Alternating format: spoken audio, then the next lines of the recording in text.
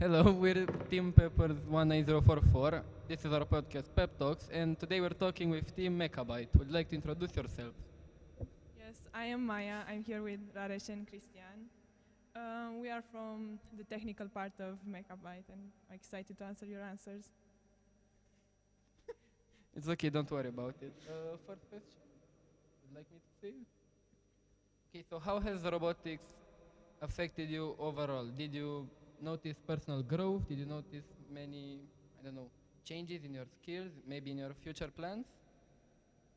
For me personally, yes, because I want to become an engineer and build robots or cars, and it has really helped me in developing my skills in this industry. Yes, same for me. Wanting to, because I want to get into engineering, electrical engineering, uh, having the opportunity to experience hands-on interaction with everything in terms of robotics and so on is definitely one of the most valuable experiences one can get before enrolling into university. So, yes, it's pretty cool. Yeah, I also think that it is gonna. I also think that it's gonna help me because I also want to be a programmer, and it will definitely help me. Can you share with us an challenge that you faced during a project and how you overcame it? Yes, since we are a new team, we didn't have all the equipment from the beginning, and what we were missing was an expansion hub, and we were limited to only 4 motors and more servos. So we used servo motors for our robot to reach the backboard and to place pixels there. Well, an interesting question. Uh, how it's the dynamic in your team? How does your different skills kind complement one's another?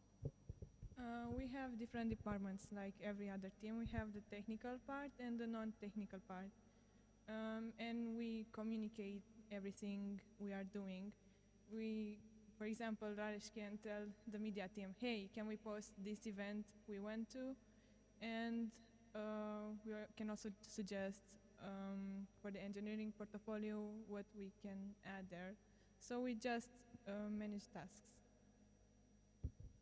Especially in the technical department where a lot of things are going on every single time when we meet up, it's very important to have proper communication, and that's why we, as Maya said, divide tasks. For example, one person is in charge of the drivetrain, one person is in charge of the arms or sliders and so on. We use an arms sort of pantograph, which is pretty much the same thing as the arm on top of an electric locomotive. It's actually inspired by this. I was in charge of the pantograph, and the rest of us on the technical department were in charge of the drivetrain and so on. So communication is basically key here. So what you're saying is that everything is divided in different tasks, and when someone doesn't know exactly what to do, he just asks for opinions and solutions from the team members. Yes, absolutely. Even though we have separate tasks, we also collaborate with each other. So, for example, we can give the other people certain ideas. For example, the people that are working on the drivetrain can actually give me ideas about what to improve from the pantograph, because it's very beneficial to get a third person opinion, to say so. So for example, another person who's looking at your work has, I guess I can say, yeah, it basically has an outside opinion. I mean, he or she sees it from the third person, so there might be other things that which you don't notice from the first person. It's crucial have a different opinion. Okay. So we know you're in high school. How do you part your time between the team and the school? Usually school comes first, and then robotics and other activities that we do in our free time. And yeah, it's not that hard to manage it. Did you ever meet a point where you had an important test tomorrow or a competition and you have to choose what to do first, the team or the test? Yes, we were supposed to go to a meet, but some of our colleagues were supposed to have a test Monday morning, and the meet was during the weekend. So only the ones who didn't have any tasks went. Okay, so let's change up the questions a bit. I know you guys are a rookie team, right? Yes. So one thing I discovered was most people at the start of their FTC journey, or whatever you want to call it, do things in a more unorthodox way. Like, do you have any examples where you did this? Yes, we when we were building the chassis, we had a pre-built one, but it didn't fit our measurements, so we tried to make more space, and we fused two pieces together, and it wasn't very stable, and we later changed it up, but we used that for all 3 meets we attended. Okay, fair, yeah. No, I remember like when I was a rookie, I had to build a robot that gave out stickers. So what I did was, so a very basic chassis like yours fused together, a motor tied by 9 zip ties, like tied to a lift, and to the lift I attached a bowl with like I think 7 layers of duct tape. So what's like any other thing that you found out later that aren't like how you did them? I don't know if I'm explaining correctly, but this is something that I'm really interested because many rookie teams generally do things in another way before they found out how the others do it. We also held the control hub with zip ties. What else do you remember? Yes, definitely. This was the most memorable experience. Like simply gluing actually the heart of the robot, like just sticking it there with 2 zip ties and praying it won't fall off at the first impact with another robot, which compared to ours is a tank. We also have the arm, which is really heavy to lift up, and it's only lifted by one motor. And we use elastic bands to make some tension so the motor can lift it easier. Also, we had some pretty weird wheels because at that time we didn't have Mecanum. X-Drive, yeah, and they're horrible. I don't recommend them. Someone told us that our robot looks like a spider. Okay, pop quiz. If you could build a robot to solve any world problem, what it would be and why? I think clean water is a very big problem. So a robot that would be fully automatic and clean water, like salty water or muddy water. I would build a robot that builds robots so we could automate everything. Personally, I would invest in drones, autonomous drones, because they literally can do everything, and especially in terms of logistics, like being able to carry heavy loads from point A to point B. Because while there are methods to do this, like for example using a freight train, sometimes the infrastructure is very old and refurbishing it would take very much. And drones, they're pretty agile. However, this is relatively tricky to be able to carry a very heavy load. However, the idea is that if you do this multiple times and in turns, you can actually achieve pretty amazing results in the end. Okay, and what if on the way you were constructing this robot that builds robots, or this drone, you somehow stumbled upon a discovery, something that is able to give these robots feelings. And, hear me out, while the robot that builds robots, in time, he gets bored, tired. And he said, you know what? Oh, I'm gonna build another robot. Something, there is a similar story that happens with ChatGPT, where he just completely turned rogue. So what are your ideas to contra-attack that, if I can say that? So you're essentially insinuating the fact that robots would have feelings, right? No, what if they had? What if they had? Well, I would simply, and I'm going to be brutal once, I would just delete them.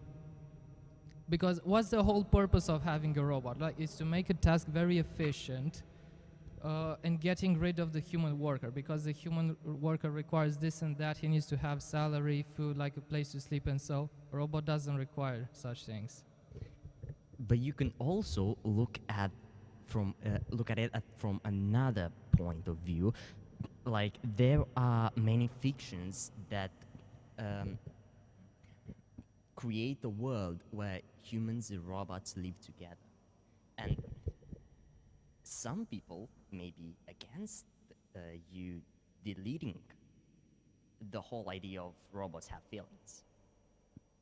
I would punish him until he does the task that he is meant to do. I think like that's how apocalypse starts, you know? Like revolution. Did any of you thought about building a time machine? I have thought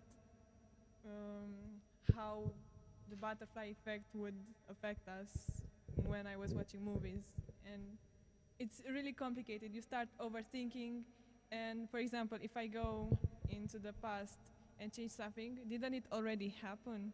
Would you do it? Yes. And what about the butterfly effect? Wouldn't it be dangerous? Well, my opinion is that if I go into the past, it already happened in my present. So it's like written in history already. Interesting. Wouldn't that change if you change your past, wouldn't that change your current present? Like, let's say there's present one where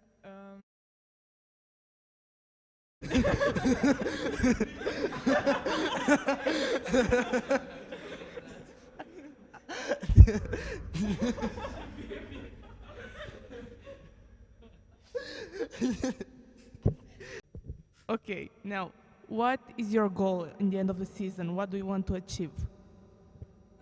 our goal was to build a functioning robot and to have a good engineering portfolio. And we try to improve as much as we can. If you see our first robot versus the one we have now, you can see a lot of improvement and how many points we scored in the first match versus the second and the third and so on. So that's constant improvement. Yeah, so I wanted to ask, what's one thing you like about FTC and one thing you would change in FTC? I was just curious. Well, I really like FTC because it's combining, basically, how should I say? It's combining passion with,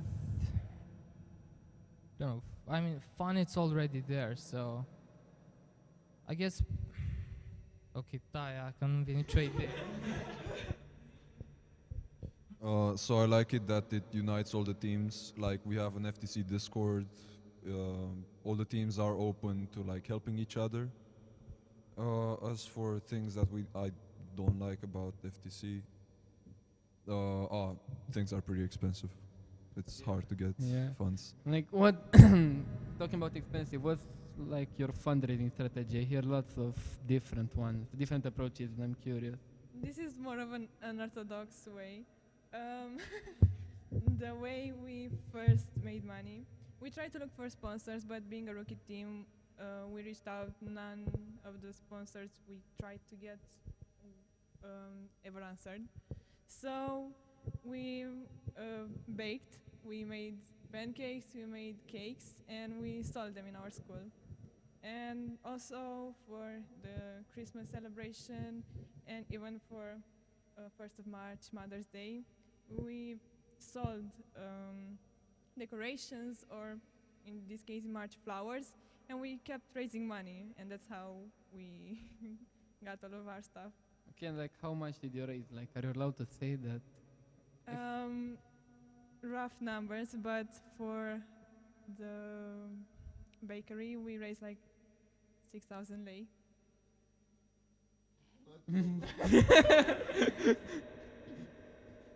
And for the decorations and stuff? We didn't count those, but like Like- 2,000-3,000. Andrei start baking. But we told the people, hello, we are from a robotics team. We are trying to raise money, and we sold pancakes for 100 lei, one pancake. Like you hear? Andrei, start baking. Yes, let's just say some people were very biased towards being part of, let's say, funding a rookie robotics team, and they were pretty generous. Let's just leave it to this. Yeah, like we had a standard price, and people could give us more. You think that if there was another team doing this in your school, it would gone that well, or I don't think we have enough people for another team. We could probably share the stuff. I mean, we would not want to do it, but Gracious, be careful. You hear that, Andrei? You asked about robots. We can build an oven, you know?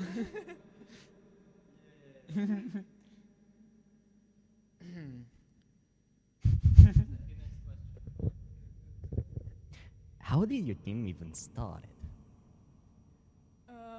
Well, some of us participated in another robotics team years ago, like me, Cristiane, and Raresh. And our like lead member left, so that team was disintegrated. And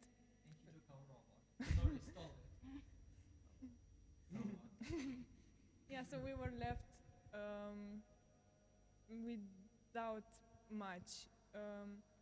Being also rookie members, we didn't know how to start a team, how to run it. And last year we tried to make a team, but we didn't have resources, we didn't have a mentor that could lead us, and nothing ever came out. But this year we had a new mentor, and we were more experienced with what's going on in a team and the process, all the processes that go behind, because you don't see a lot, and it was very overwhelming.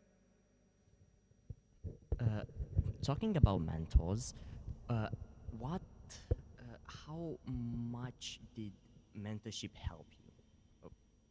Having a mentor help you? Well, to be honest, it helped quite a bit, especially in, let's say, really tiring school days when we were simply, let's just say, disorientated. Our mind was in all possible places, and the mentor was there helping us focus on the tasks. So while we were completely off the charts, she said, okay, we're currently in this situation right now. In order to improve, we must do this, this, this. Tonight, let's do this and this. So pretty simple and straightforward, but when you're off from a very busy school day, when you have a test or two and so, and you're very disoriented, it really helps. okay, about this, did you have a famous person or a teacher that you admire so much that they pushed you into this team, they motivate you to be in this team? I think we all motivated each other, both mentors and colleagues, we just say, come on, let's go to robotics, let's finally finish the robot, which it never happens, but we try. Let's try the portfolio. So you talked about your history, like being rookies, having your robot stolen, starting making another one. What is, what are some things that you wish you were told when you first joined, when you were rookies?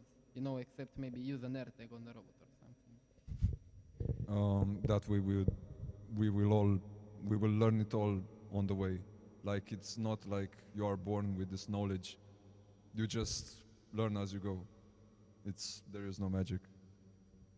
Yeah, and for every meet we participated, we learned something new. We learned about the alliance marks that are supposed to be a certain measurement. Yeah, a certain size, and so on. It's just so much stuff that every team that has at least 1 or 2 years experience knows. But when joining, you just don't know what will come, what will overwhelm you. Well, I can certainly say that Murphy's first law applies. Everything that can go wrong will go wrong. And it happened on multiple occasions. For example, you want to build the arm, and you realize that it's not extending upwards but sideways. And things like that generally. How many versions of your robot have been so far? A lot. I'd say there are 3 big prototypes. It was the first one that we thought, but we didn't make the first idea because we were limited by only having a control hub and no expansion hub. And we come to the second prototype with which we participated to all the meets. We just kept improving some parts. And then there's the third robot. We are gonna participate in the regional competition. We changed a lot. We changed the wheels. We finally have the expansion hub. We added 2 more motors. And we hope this is the best one. Well, let's spice things up.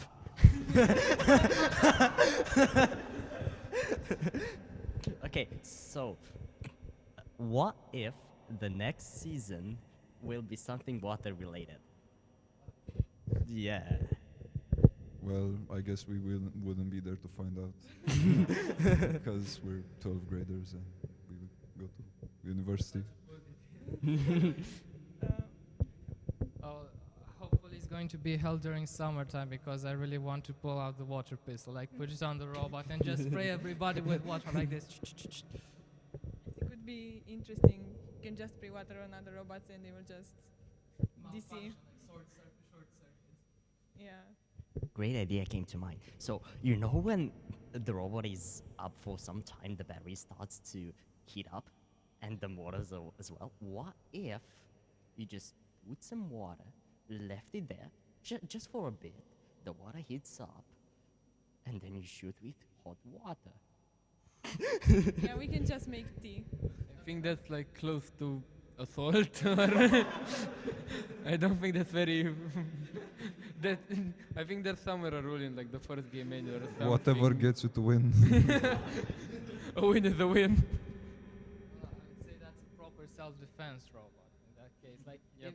if you manage to stick a camera onto it and do facial recognition and stuff, people that you don't want around, just make the robot go around and chase them with a water gun. Yeah, just play defense, bro. Battle bots. Okay, what would be your ideal team for next season? Or something that you wished would happen, like flying robots or something like this? Our ideal team. Ideal team, yes, for Team. next. Oh. I don't know. I know last season was really weird because the robots had to go up a lot and put the cones. And something more easy, like this season, to pick up things from the ground. Yeah, something about that. Do you have any ideas? I would love if robots would fight.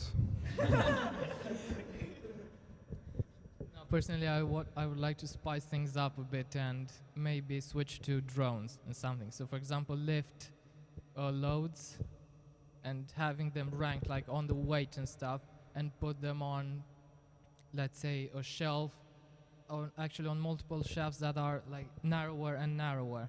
And the more loads you manage to put on the narrower shelf, let's say, gets you the most points or something like this. Yeah, no, better bot still. So I wanted to ask you, leave the robotics part aside for a bit. What's your favorite memory of this season, or maybe all seasons, with your team? I think it's the pain we'll feel when something malfunctions on the robot. For example, if a wheel falls, I feel like I lost a limb. Like, there's no way. When we baked stuff, we had we had much fun.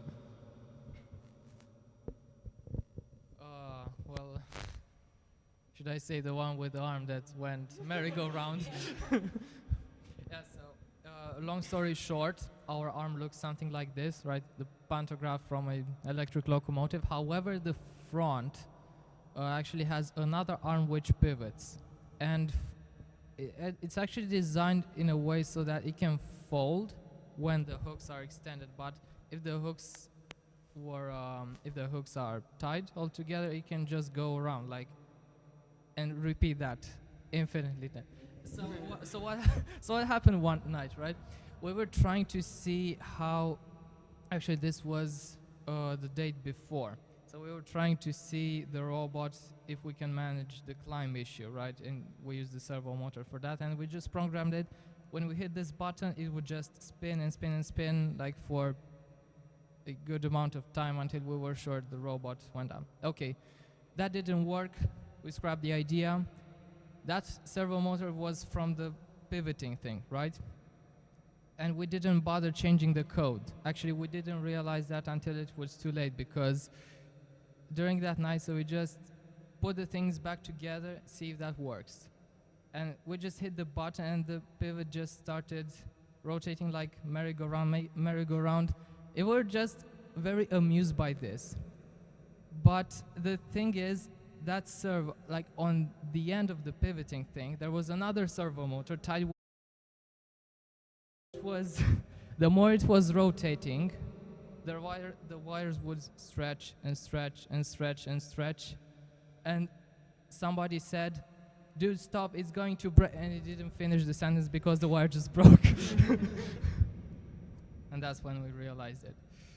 Yeah, so anything that can go wrong will go wrong. Yeah, no, just before the next question, I'd like to point out how. No, I just want to say like how I said, "What's your favorite memory?" and mine was like pain, pain. Like, oh, what's the enjoyment thing? Suffering. Okay, so about that, did you ever have a point where you said, no, this is too hard for me, I just want to give up and go home? Because we did. There were I points did. where, in that day, we didn't want to do anything more. There were days we stayed up until 9:30 in the PM. PM. Oh, We stayed till 2 a.m. It's okay. It's a secret. he won't share it. Yeah, and we would just give up. Nothing would work. We had no ideas, and we just say, "Let's go home. Let's rest. We'll see in the morning." Friday last week. I want more details on that. I was tired. I did not have sleep. In your opinion, what is the most overlooked, underrated thing that FTC has to offer? How hard is it to start a team and to get sponsors? We barely managed to convince the school to sponsor us. Good job. Thank you. The final question. Do you have any advice for the Rockies team that are watching right now? Just do everything you can in any way, even unorthodox ways. It will end up working in the end if you try and brainstorm enough. Yeah. So for the first season is not gonna go well. I guarantee you. Like, it's not gonna go well. But you're gonna figure it out. Maybe second, maybe third season. It gets easier. Uh, yes, just if you like it and you have the motivation, just don't give up. Like, work hard, spend nights and days trying to find out the solution, and that's pretty much it. I mean, if this is your passion, then don't stop going for it. Okay, so people, this is all the time we have for today. This was MechaByte. Thank you for coming.